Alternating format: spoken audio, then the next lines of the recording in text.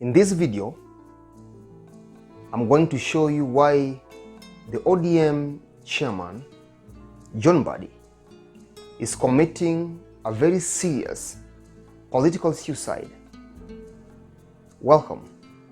This is Understanding Politics with Jimmy Arianda. Robert Greene, in the 48 Laws of Power, advises politicians, those seeking to be powerful, in Law 22, to use tactic, transforming their weaknesses into power and strength. He explains, and I quote, "When you are weak, never fight for honor's sake. Choose surrender instead. Surrender gives you time to recover, time to torment and irritate your conqueror, time to wait for his power to wane. Do not give him the satisfaction of fighting and defeating you ultimately." He concludes by saying, "Make surrender a tool of power." By the behaviors of one John Mbadi, he has demonstrated that he is not a tactical politician. 2 months to the general election, and this election is dear to most of the Luos. The Luo nation is hoping that this will be the messianic moment that their son will ascend to power. However, one John Mbadi has opened wars with Raila ODM. Over time, he has made Raila and ODM his favorite punching bags whenever he is politicking in his village. Several occasions, John Mbadi has limited the scope of the Orange Party, transforming the Orange Party into a village tiny party, fighting tiny village politics. The number of times that John Mbadi has visited Homa Bay County, politicking and fighting Raila ODM, exceeds the number of times that William Ruto has visited Mount Kenya. The difference is, whereas William Ruto has gone to Mount Kenya so many times to hunt for votes, John Mbadi has been in Homa Bay so many times to destroy ODM and Raila ODM. Mbadi is behaving like a jilted lover, issuing tantrums over broken love promises. He is substituting politics for love.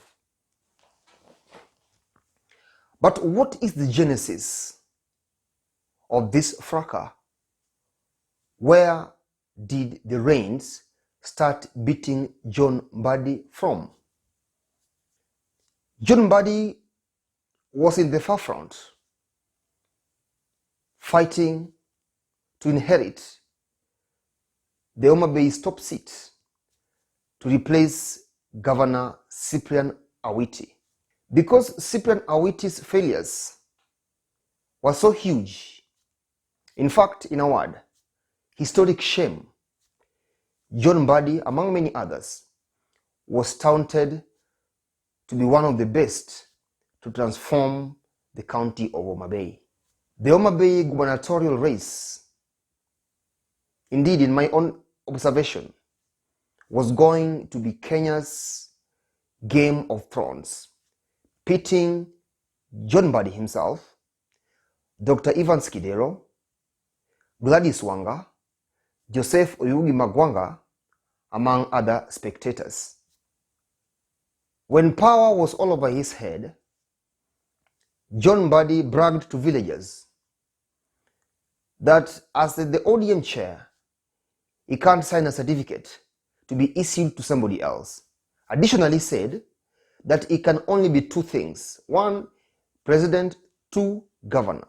But since Raila ODM was and is running for the president, therefore he he can only be the governor of Mbadi. Nothing else, nothing more. However, things didn't turn his way.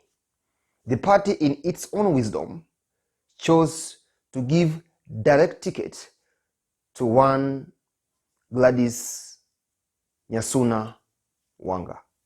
John Mbadi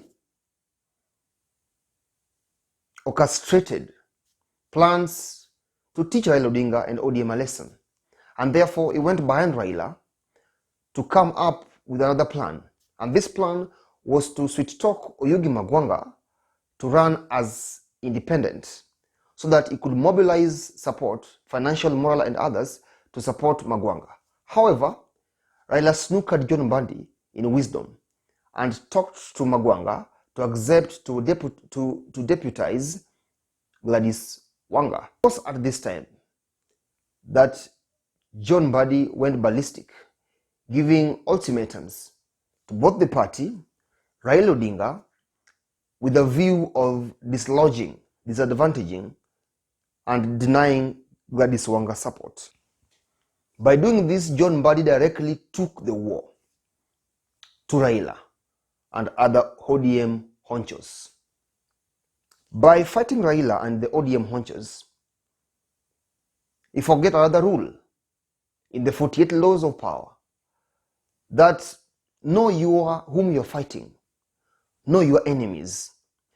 Don't offend people who are not or who have not offended you. Don't wage unnecessary war. Know whom you're fighting and fight him and only him. Why was power getting into John Mbadi's head, or why did he allow power to get over his head? He forgot one fundamental rule in politics, and this rule is demonstrated by Frank Underwood in the House of Cards when he says proximity to power deludes some people into believing that they wield it. Let me put this question to you. In the ODM hierarchy, where does actual power reside?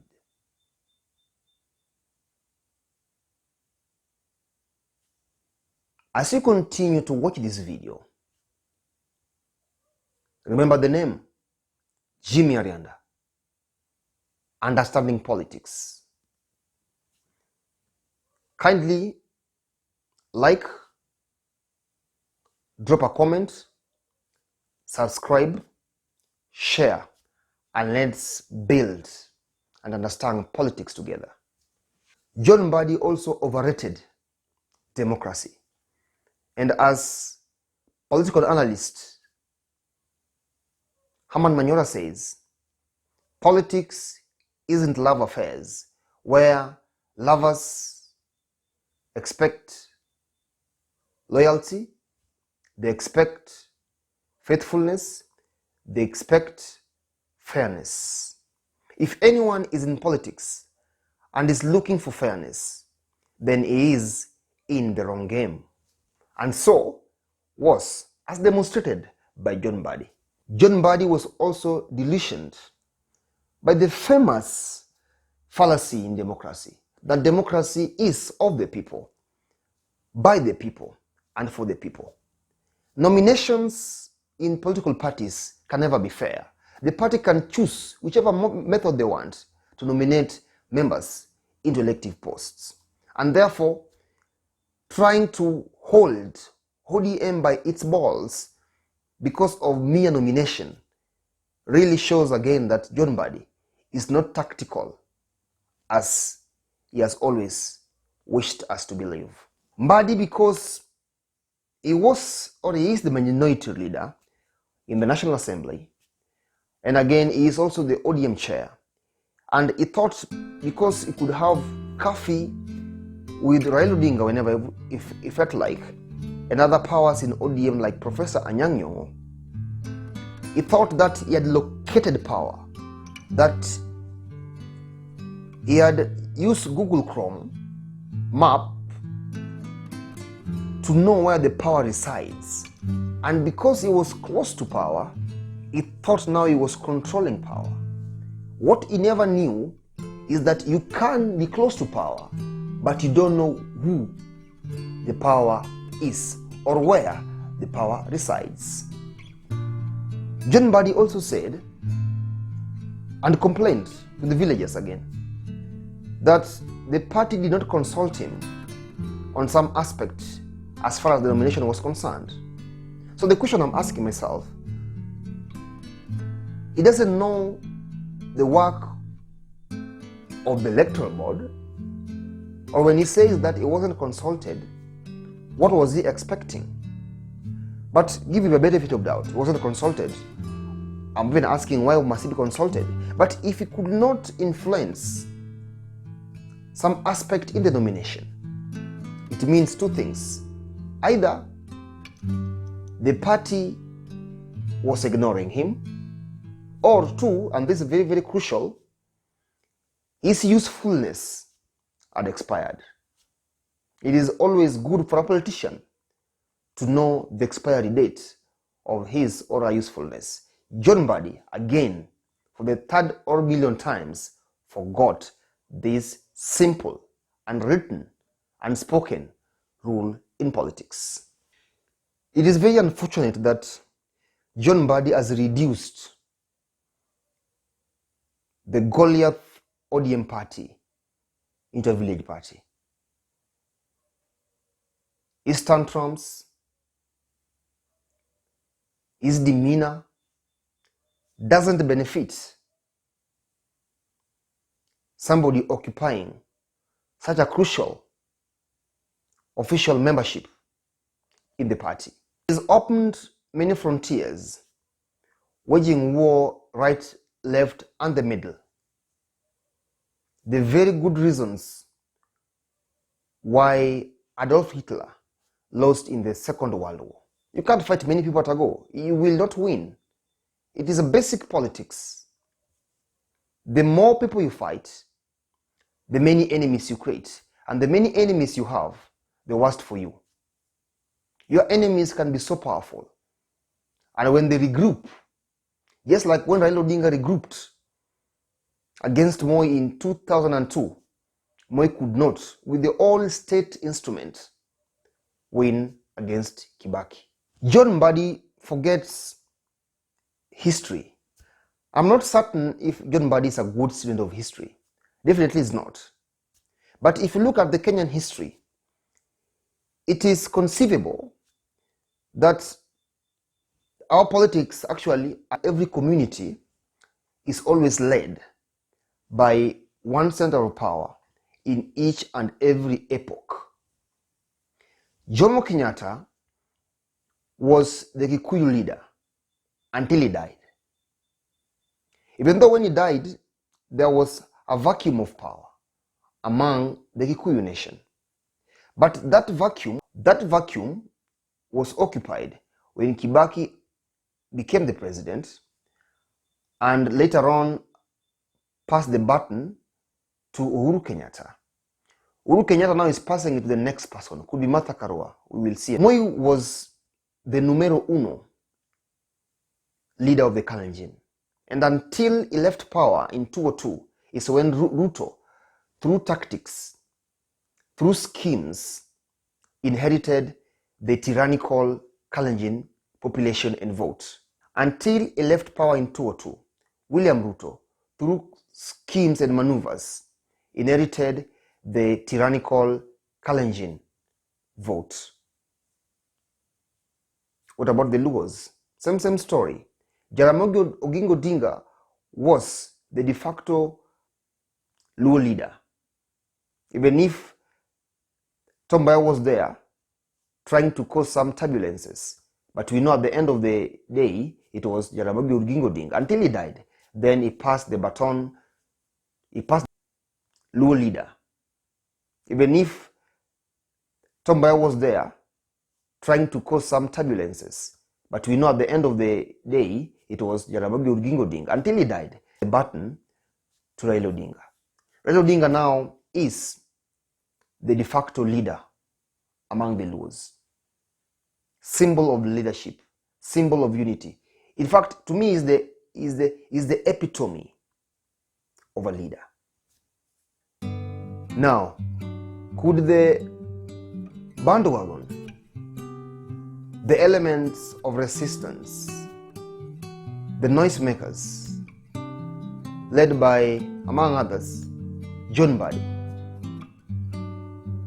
dislodge and replace Raila Odinga when he's alive?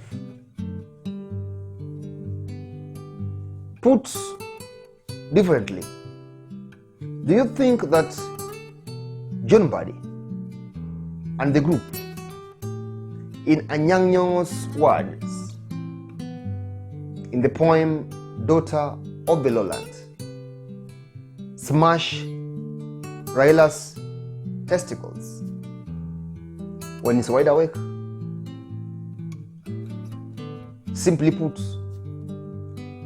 do you think John Mbadi, who has been campaigning against Raila Odinga and ODM because of some simple nomination in Homa Bay, pull a resistance to overtake this leadership mantle from Raila Odinga? You have the answers.